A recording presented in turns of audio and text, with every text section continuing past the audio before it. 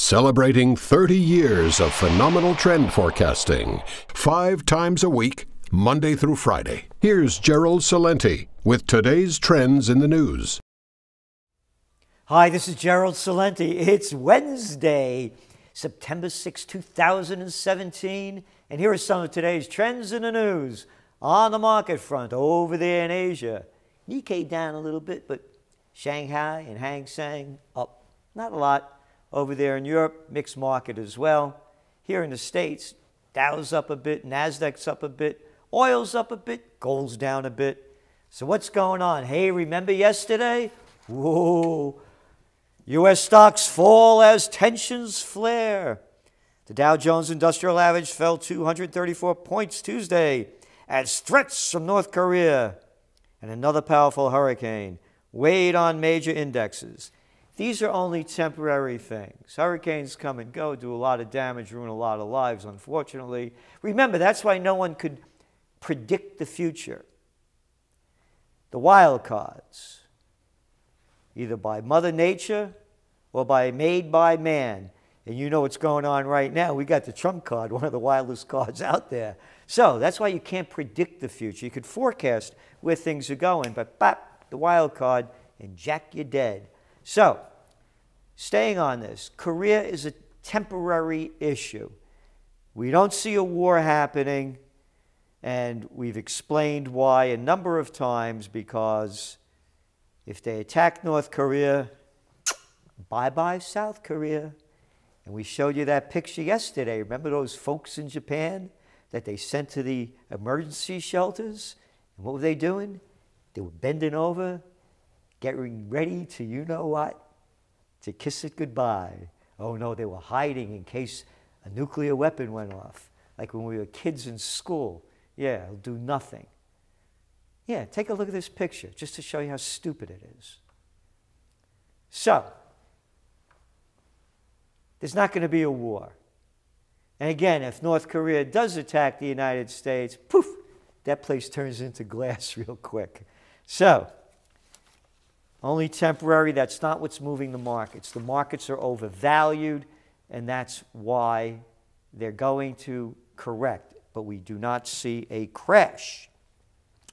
And markets today, Wall Street also paid attention to U.S. interest rates after the benchmark 10-year yield hit its lowest level of the year in the previous session. The lower move came after Federal Reserve Governor Brainard said the central bank should be cautious in raising interest rates while inflation remained weak. So now remember, the odds in the summer where the interest rates were going to go up was a 60% odds they were going to go up. Now they're around 36%. Keep fluctuating in the 30 range now. And again, the reason why gold is going up, not because of North Korea, those are temporary issues. If there's a world war, then it really goes up. But these things come and go. It's going up because of the job report that came out of the United States last week that was way lower than what they were anticipating. And the growth is moderate at best in the United States, 2%. So it's the interest rate game. And gold went up today, it went down today because of who knows why. It's just in a very tight range now. It has to break over 1,400 for it to really boost forward, but it's in a very solid trading range right now. And oil prices went up a little bit because now they're refining more down in Houston, but now with more hurricanes coming. But again, if you listen to the Russians, you listen to the Kuwaiti foreign ministers, they're saying the same exact thing we are. And you know that we said it long before they did. Matter of fact, here's what they're saying. Russian Energy Minister Alexander Novak said on Wednesday, today, he expects the 2018 Brent price to be $45 to $55 a barrel. Hey, and this one, Kuwait oil minister said Brent would hover around $50 to $55 a barrel until the end of 2017. I guess they listen to trends in the news, because that's what we've been saying now for almost 2 years. So take it easy, fellas. Copper soars on Chinese data and weak dollar. Now, Dr. Copper, remember this, very important. They call it Dr. Copper because it has a PhD in predicting where the markets are going to go because of industrial growth. Copper is used in virtually everything industrial, from technology to heavy equipment. So when demand goes up for copper, that means the economies aren't doing that bad. And that's what you're seeing. It's not strong economies, but they're growing economies, which are better than retracting economies. And that's why we don't see a market crash. Yes, bubbles will burst. In real estate in Australia and Canada and other places, China, but not enough to bring down the global markets. At this point, again, we suggest only a wild card event will do it.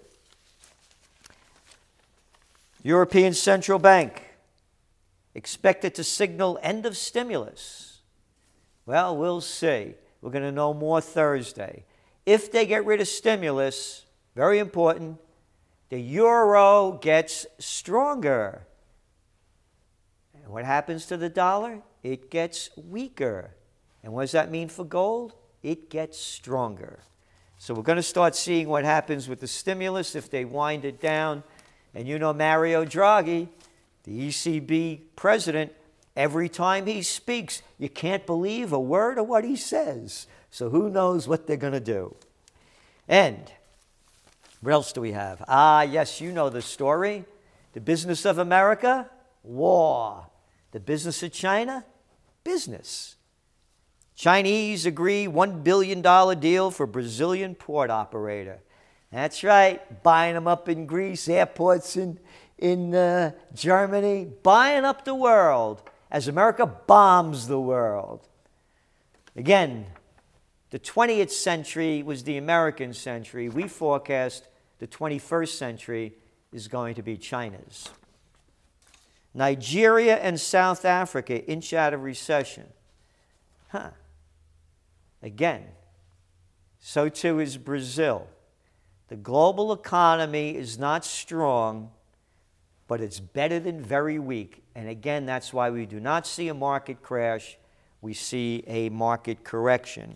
And it's not like everything is hunky-dory over there, you know. They got a lot of problems.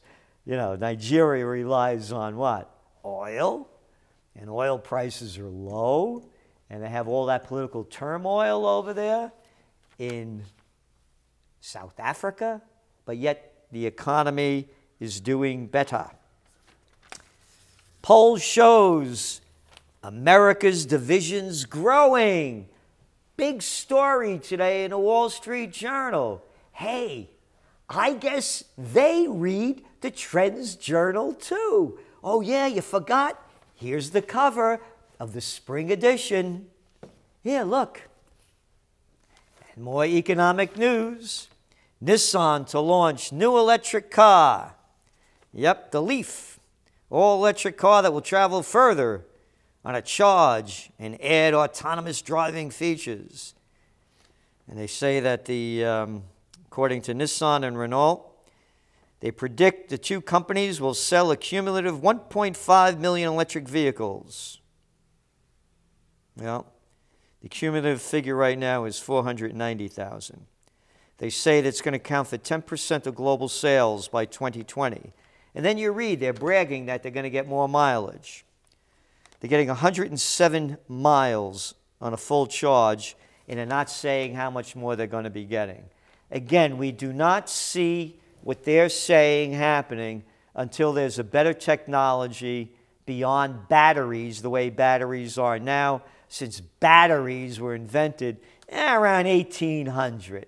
So you want to talk about a smokestack industry, they're going to have something bigger than batteries to make it happen, but it will happen. And again, even if there's electricity, remember what happened, electric cars, what happened when they had oil and gas, and how that replaced coal. Everything was coal burning. But there was still a market for coal.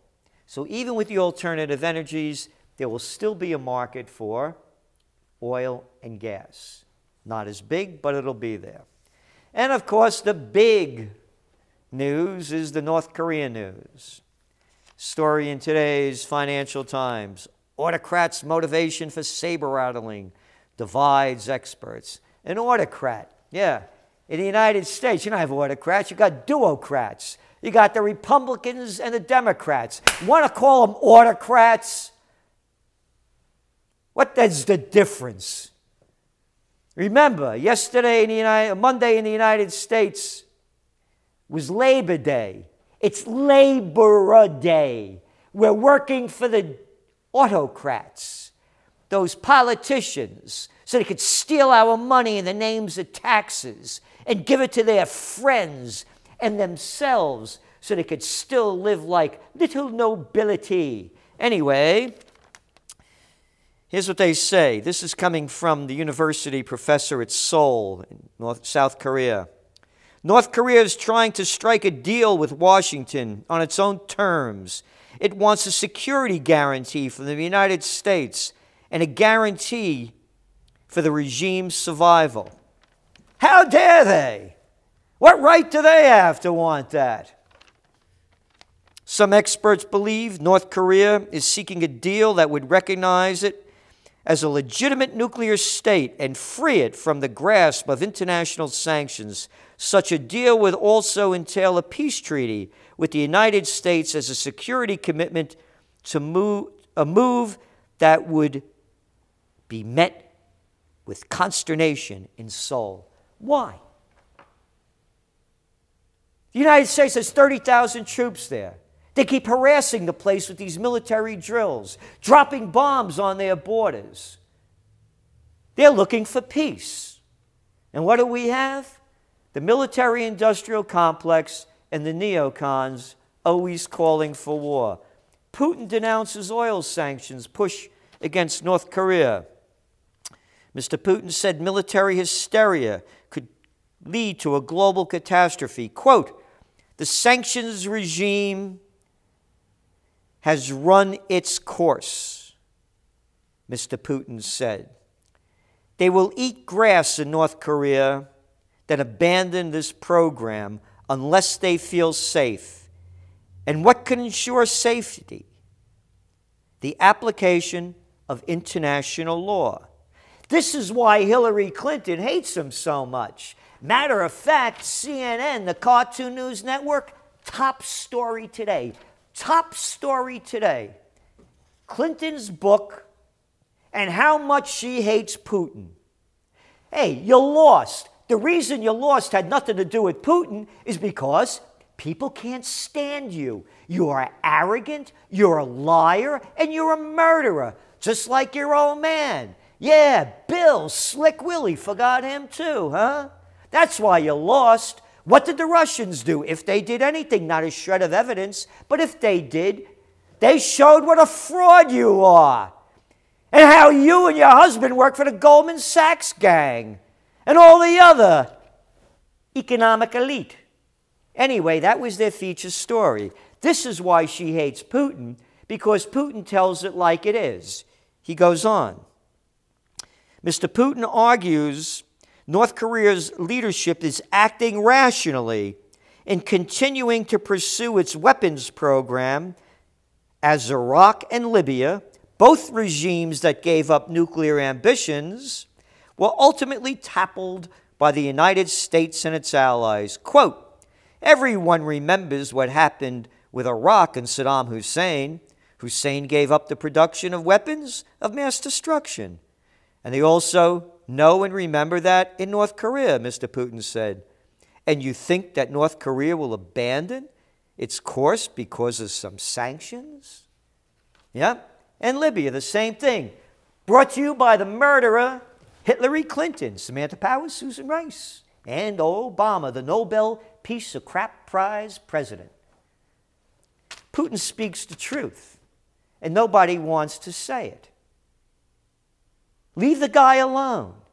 They're not doing anything to anybody. North Korea hasn't invaded a country ever.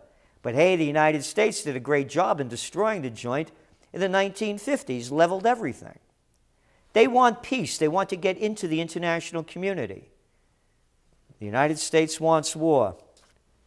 By their deeds you shall know them. America has an untarnished war record that just continues. All those people demonstrating on that issue about young kids coming into the country from foreign countries and getting citizenship. They're all out in the streets, but lockjaw about war. Hey, U.S. raid killed civilians, not militants. Somalia army chief. We have every right to be in Somalia. You know why. We're getting them terrorists. Hey, I think it was North Korea that was down in Somalia before us. No, it wasn't. 11 Afghans killed in U.S. airstrikes. Oh, hey, it was those North Koreans, I tell you, that did it. They're everywhere. They're in Somalia and they're in Afghanistan. That's why we got to keep doing, all these military drills on their border. UN warns U.S. inflicting unacceptable civilian casualties in Raqqa strikes. Raqqa is where? In Syria. United States invading a foreign nation. A sovereign nation that's done nothing to us. And all you women out there with your pink pussy hats on demonstrating, and all of you other people demonstrating about these other issues, murder is okay with you, huh? They're only Syrians. Yep. One after another. Mosul takes small steps forward. United States has destroyed Mosul. You ready for this? Iraq's displaced people, 3.3 million. Wonder why they have a refugee crisis in Europe. Maybe you should put a committee together. Yeah, a blue ribbon committee. And put Hillary Clinton on it right ahead of it. Iraq's fast victory over ISIS leaves much of Tal Afar damaged. Yep, that's all the United States does. Of course, that's in Iraq, right? All they do is bomb these places into dust. That's their military strategy. A strategy that has not worked. America has not won a war since World War II. And I know the Russians played a big part in winning it, but so too did the Americans, for all you people that comment on the other side. The fact is, haven't won anything since. And then finally, former CIA chief becomes a fellow at Fordham. That's right, John Brennan. Isn't that great? Yeah, a good Catholic university. Bring in those CIA people. Teach those kids right. Hey, after all, look at the Catholic Church and the scandals with all those priests. Again, I went to Catholic school as well. I had Sister Marie Rosaire that beat me up and perforated my middle ear and broke my eardrum. But thankfully, Father Foley was a ladies' man. This is Gerald Celente, and that's some of today's trends in the news.